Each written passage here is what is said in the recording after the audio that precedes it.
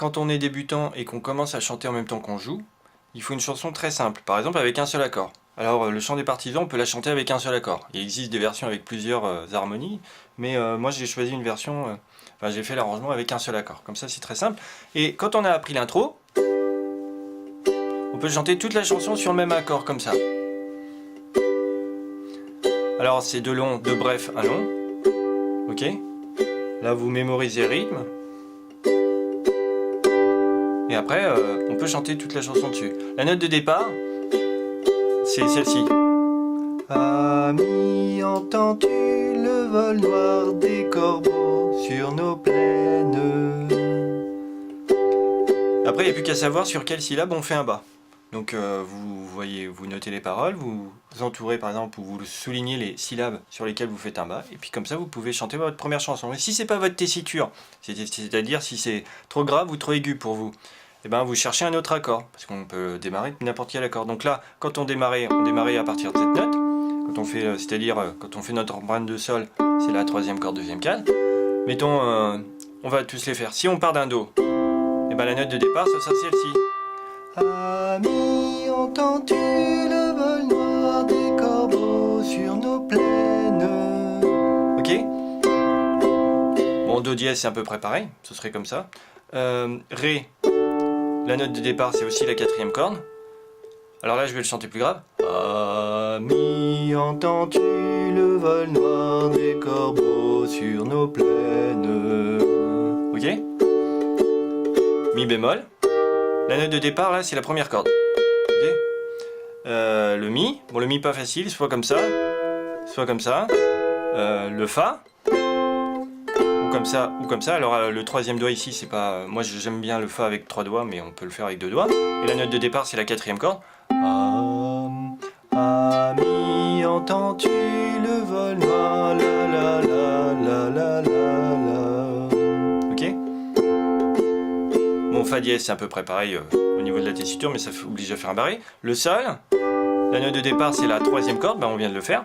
La bémol, c'est compliqué, c'est à peu près pareil, soit c'est comme ça le la bémol, soit c'est comme ça, donc on laisse tomber. Là, la note de départ c'est la deuxième corde à vide.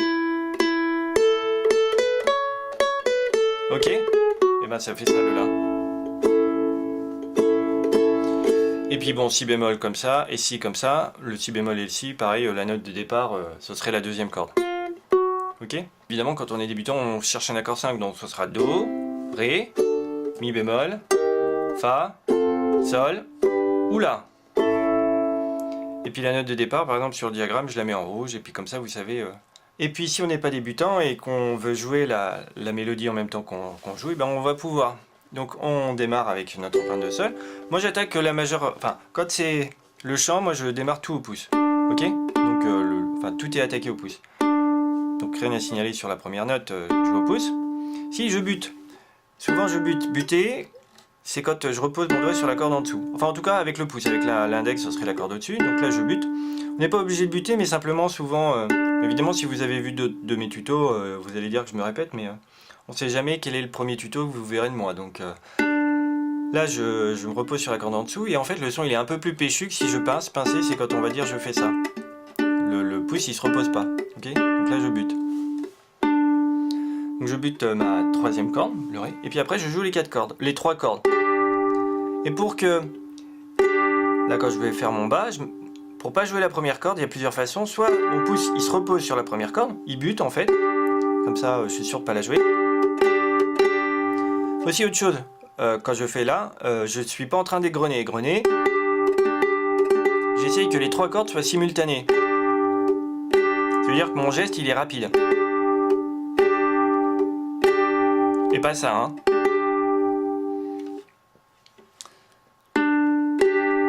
L'autre façon c'est de poser l'index, par exemple sur le premier doigt, enfin l'index oui sur la première corde, et puis quand je fais mon bas, même si je descends, je joue les 4 cordes, celle-ci, on l'entendra pas parce qu'elle est étouffée. Ok? Et après, une fois que j'ai joué ça, je continue. Bon, je rattaque la deuxième corde, la première corde, je soulève le deuxième doigt sans lâcher ça, donc en fait, évidemment, les débutants, il faudrait qu'ils soulèvent leur deuxième doigt comme ça, sans bouger le premier et le troisième. Ok? Pourquoi on les laisse? C'est parce que, bon, déjà on les retrouve juste après, et puis surtout la résonance, c'est bien qu'elle continue toutes les mesures. Je répète ce que c'est les mesures, c'est ce qui est entre les deux barres verticales. Donc voilà, et puis après je joue, je repose le 2, facile. Là j'ai fait un... Bon, en fait, en vrai, on peut aussi faire ça, parce que si on fait un peu l'effet tambour... Mais bon, c'est un style un peu bizarre, hein.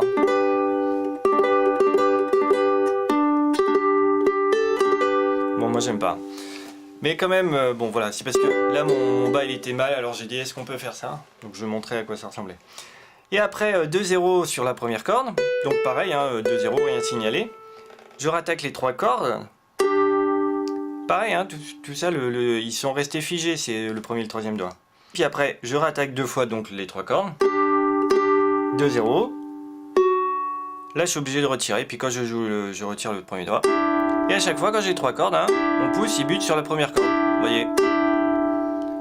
Ici, bon, il y a juste 2 doigts posés. Enfin, on repose le deuxième doigt ici à 2. Et puis, bon, il n'y a rien à signaler. Hein, je pense que. Après, il suffit de savoir lire les tablatures. Hein. Et après, j'attaque les 3 cordes et les 2. Après, en fait, ce qui se passe, c'est que là, comme c'était la mélodie, je jouais plutôt fort. Et je disais, je bute. J'essaye de buter la mélodie. À chaque fois, mon pouce, quand il joue, il se repose sur la corde au-dessus. Et en fait, l'intro et puis l'accord qui vient là, celui-là, et ben, je le joue tout doux. Et donc, mon pouce, il se met un peu à plat. Donc, il n'y a que de la pulpe, c'est-à-dire de la peau. Et puis, ça frotte. Et puis, on va dire, ça caresse. Alors que là, quand je joue comme ça, là, le doigt, il est rigide. Et ça timbre le... Enfin, on dit que ça timbre parce que le timbre, c'est le son d'un instrument. Et voilà. Là, c'est le son typique, on va dire. Et puis là, je détimbre, c'est vraiment que ça, je l'adoucis le son. Et pour ça, donc, justement, je mets mon pouce un peu à plat. Et puis, voilà. Ça fait un son plus doux. Pourquoi je fais un son plus doux ici? Parce qu'il n'y a pas de mélodie. Et comme ça, il y a du contraste entre, par exemple, l'intro, où je détimbre, et quand je commence le chant.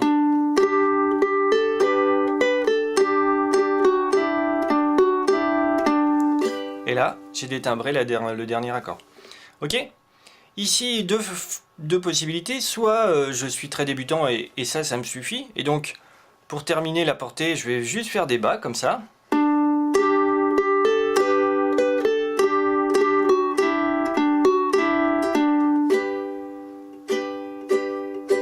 Donc 4 bas, long, bref, bref, bref, et je repars.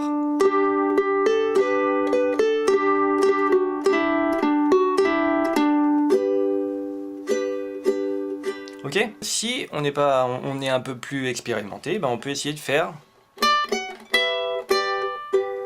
la petite réponse instrumentale. Alors, je mets mon premier doigt à 5 sur la première corde. Après, je mets le quatrième doigt à 9. Et pendant que je joue le 9, le premier doigt il est resté à 5, ok? Et après, le quatrième doigt il glisse à 7 et je mets deuxième et troisième doigt au-dessus. Donc en fait là j'ai 4 doigts d'appuyer. 7, 7, 7 avec quatrième, troisième, deuxième sur la septième case. Des trois cordes du bas. Et puis le premier doigt il est resté là. Pourquoi il est resté là? En fait évidemment si ça vous gêne vous le retirez. Mais l'avantage c'est que là je vais attaquer ces 4 cordes et puis après je vais retirer le quatrième doigt et puis je vais pouvoir jouer le 5. Enfin moi je pense que ça m'évite, ça économise les mouvements et c'est comme ça qu'on joue le mieux. Aussi autre chose à partir de ça, quand je joue ce petit motif, j'arrête de faire des bas, je plaque les accords. Donc les accords battus c'est quand on fait des bas et des hauts on va dire, donc ça c'est battu.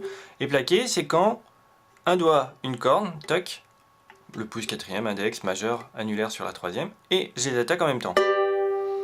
Ça c'est plaqué. Là quand je plaque, c'est les phalanges qui bougent.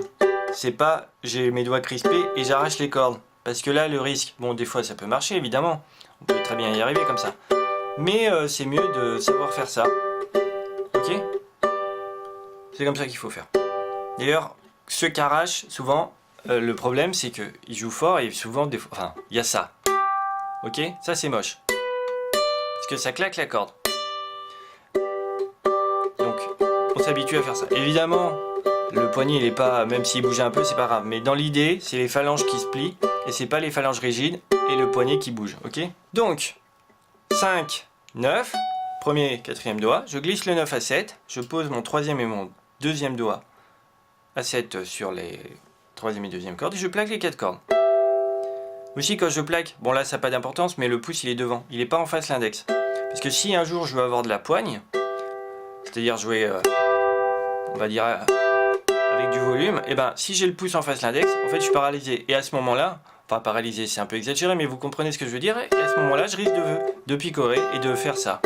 Bon, c'est mieux d'avoir le pouce devant. Il y en a qui jouent le pouce à l'intérieur, mais je pense qu'à l'intérieur c'est pareil, on n'a pas de poigne.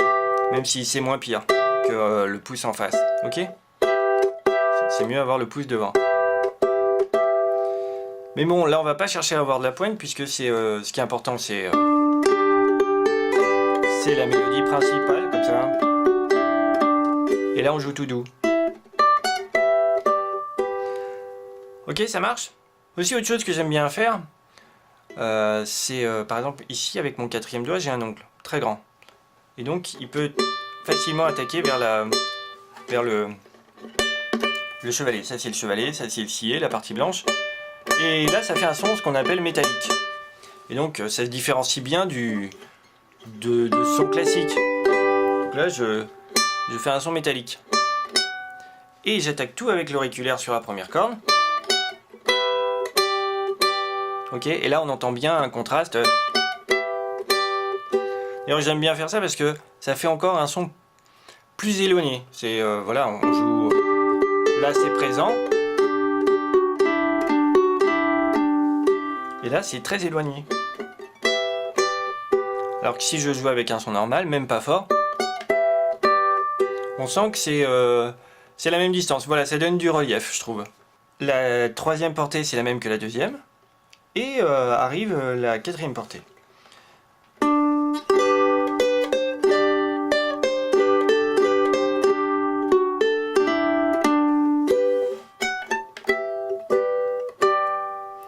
Bon, rien à signaler sur le pouce que je bute, les 4 cordes. 2, 3, je maintiens l'empreinte et je joue le 3 avec le quatrième doigt. Après je vais à 5. Alors là je suis pas obligé de maintenir le deuxième doigt, mais c'est bien ceux qui peuvent pouvoir écarter comme ça. C'est-à-dire maintenir le premier doigt ici, le troisième doigt ici, et puis le quatrième doigt il irait de 3 à 5. Donc ça oblige à écarter entre 3 et 5, ok? Bon, ceux qui n'y arrivent pas, ils vont être obligés de lâcher, comme ça. Alors s'ils n'y arrivent pas, au lieu de lâcher, ce qu'ils vont faire, c'est qu'ils vont glisser le deuxième doigt ici, à 3, et après ils vont aller à 5, et ils vont remonter le deuxième doigt à 3, comme ça. Et normalement, cette empreinte, ils pourront. Ils glissent le premier doigt à 3, ils mettent le quatrième doigt à 5, ils montent le deuxième 3. Ok, et puis après, bon bah ils vont faire 5-3, par exemple. 5-3, ils vont glisser le 4 et ils vont se remettre à sol. Enfin, après, ils retombent sur les pattes dédoigtées comme moi. Ça veut rien dire ce que je viens de dire, mais vous m'avez compris, vous êtes indulgent. Moi, quel doigté je fais?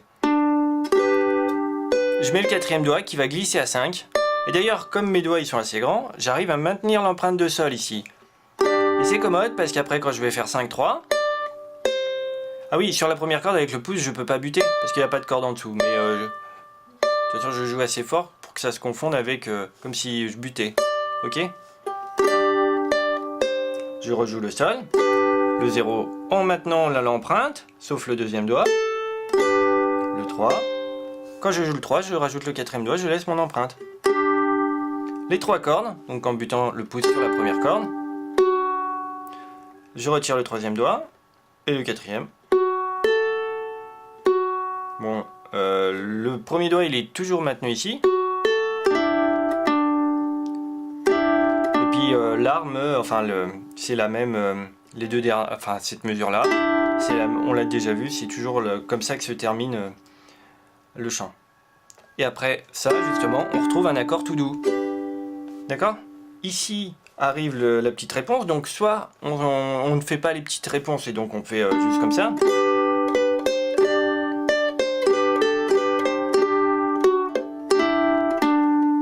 Et là je fais bas, bas, bas, donc en fait je ferai 4 bas, un long et 3 brefs. Et dès que j'ai fait les 3 brefs, comme ça, long, bref, bref, bref, je repars.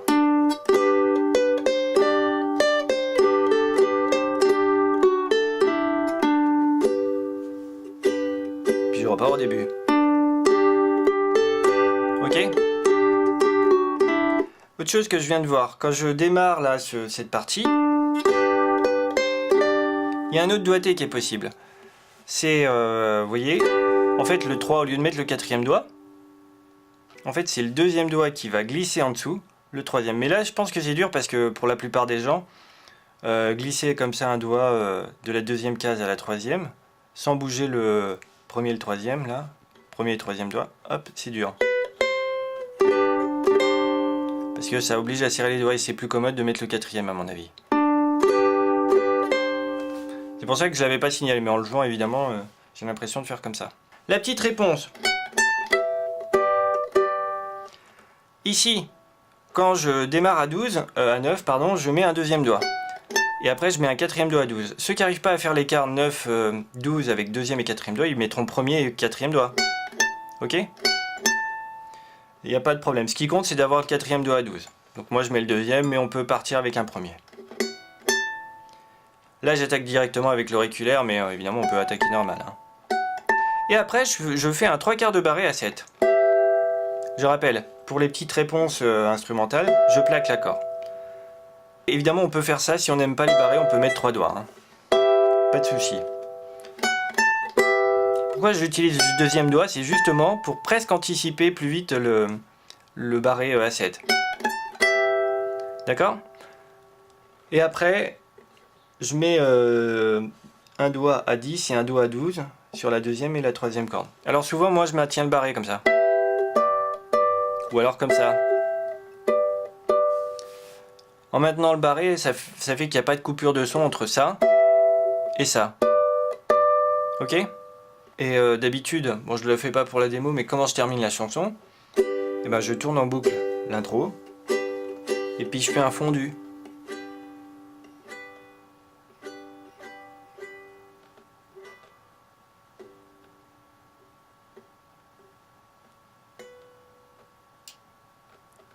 Puis là, enfin voilà quoi, ça fait style.